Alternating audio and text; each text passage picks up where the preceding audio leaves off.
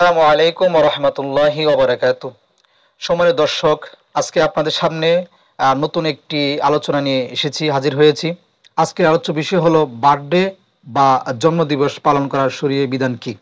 সম্মানিত দর্শক, আ প্রথম কথাই আমি যদি আপনাদের বলতে চাই যে বার্থডে বা জন্মদিবস পালন করা ইসলামে কোনো সুযোগ নেই। এটা ইসলামের কোনো কাজ নয়। অবশ্যই এটা থেকে বিরত থাকতে হবে। জন্মদিন পালন করা জায়েজ নয়। সম্মানিত দর্শক, ইসলাম হলো একটি পালনীয় ধর্ম। ইসলাম কোনো গতানুগতিক রীতিনীতি ধর্ম নয় যে যে যেটা চালু করেছে সেটাই পালন করতে হবে। আমরা যে জন্মদিবস পালন করা, এটা ইসলামের ন্যূনতম কোনো ভিত্তি নেই। এটা হলো ইউরোপীয় কৃষ্টি কালচার। তাই মুসলমানদেরকে এই সমস্ত জিনিস এড়িয়ে চলতে হবে। আমরা যদি ইতিহাস নিয়ে ঘাটাঘাটি করি তাহলে আমরা দেখতে পারি যে জন্মদিবস পালন করা এটা পৌত্তলিক এদের আবিষ্কৃত জিনিস। পৌত্তলিকরা মনে করতেন যে যারা জন্মদিবস পালন করে তারা মনে করতেন বয়স যতক্ষণ বাড়বে, যত বয়স বাড়বে ততই শয়তানি শক্তি তার উপর ভর করতে থাকে। যখন একটা মানুষের 1 বছর পেরিয়ে 2য় বছর পড়বে, তখন যেদিন তার 1 বছর পূর্ণ হবে, তখন পৌত্তলিকরা মনে করে যে ওই দিন শয়তানি শক্তি বেশি ভর করে তাদের উপরে।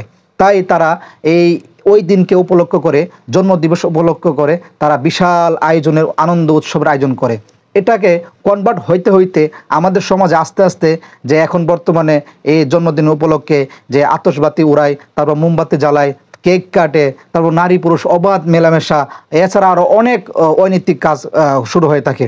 সুতরাং এই ইসলামিক দৃষ্টিতে এই জন্মদিবসের কোনো ভিত্তি নাই। আমরা অবশ্যই তা থেকে বিরত থাকব। যদি জন্মদিবস ইসলামে কোনো ভিত্তি থাকতেন তাহলে অবশ্যই আল্লাহ রাসূল সাল্লাল্লাহু আলাইহি ওয়াসাল্লাম উনার পূর্বে যত নবী রাসূল রয়েছেন ওই সমস্ত নবী রাসূলদের জন্ম দিবস উনি পালন করতেন। এবং সাহাবায়ে কেরামরা আল্লাহ রাসূল সাল্লাল্লাহু আলাইহি ওয়াসাল্লাম মারা যাওয়ার পরে বা আল্লাহ রাসূল জীবিত থাকা অবস্থায় রাসূল সাল্লাল্লাহু আলাইহি ওয়াসাল্লামের জন্ম উপলক্ষে উনারও জন্মদিবস পালন করতেন। কিন্তু ইতিহাসের কোনো কিতাবে এবং হাদিসের কোনো কিতাবে যে আল্লাহ রাসূল সাল্লাল্লাহু আলাইহি ওয়াসাল্লাম উনার পূর্ববর্তী কোনো নবী রাসূলদের জন্মদিবস পালন করেছেন বা সাহাবায়ে কেরাম রাসূলের জন্মদিবস পালন করেছেন তার কোনো প্রমাণ নেই।